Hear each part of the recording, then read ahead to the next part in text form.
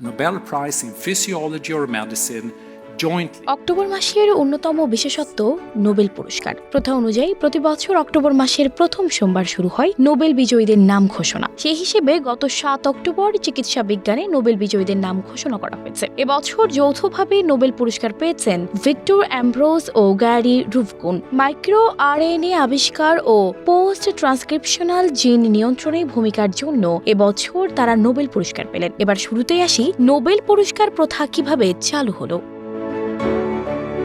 জীবদ্দশায় 355টি উদ্ভাবনের মাধ্যমে প্রচুর অর্থবিত্তের মালিক হয়েছিলেন আলফ্রেড নোবেল। সুইডিশ এই বিজ্ঞানীর বড় ভাই লুডভিগ 1888 সালে ফ্রান্সে বেড়াতে গিয়ে মারা যান। কিন্তু ফরাসি এক দৈনিক ভুল করে আলফ্রেড নোবেল মারা গেছেন ভেবে নিয়ে শিরোনাম করে মৃত্যুর সওদাগর মারা গেছেন। যেহেতু নোবেলের অধিকাংশ আবিষ্কারই ছিল আগ্নেয়াস্ত্র, তাই এমন শিরোনাম। নোবেল তখনই বুঝতে পেরেছিলেন মৃত্যুর পর ইতিহাস তাকে কিভাবে মনে রাখবে।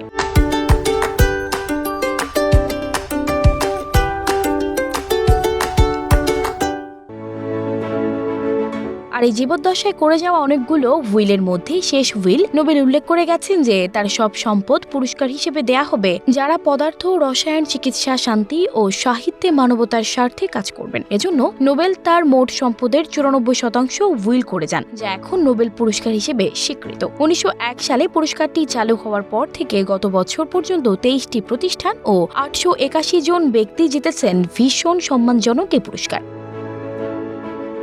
নোবেল পুরস্কার বিজয়ীদের বলা হয় নোবেল লরিয়েট। 1980 সালের আগ পর্যন্ত নোবেল বিজয়ীরা যে পদক পেতেন সেটা ছিল 23 ক্যারেট স্বর্ণের। এরপর থেকে 18 ক্যারেট সবুজ স্বর্ণের ধাতবের ওপর 24 ক্যারেট স্বর্ণের প্রলেপ দেয়া পদক দেয়া হচ্ছে নোবেল বিজয়ীদের। এছাড়া একটি সনদ এবং মোটা অঙ্কের অর্থ পুরস্কার দেয়া হয় সভ্যতার অগ্রযাত্রায় নানাভাবে অবদান রাখা মহানায়কদের। অনেকের মনে প্রশ্ন জাগে, নোবেল বিজয়ীরা ঠিক কত টাকা পুরস্কার পান?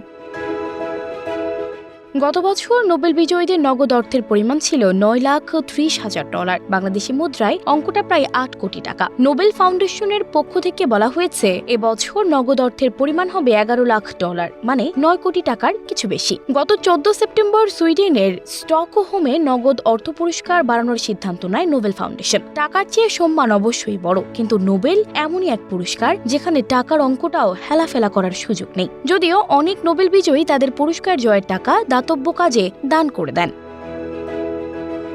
সানজিদা রহমান, প্রবাস খবর।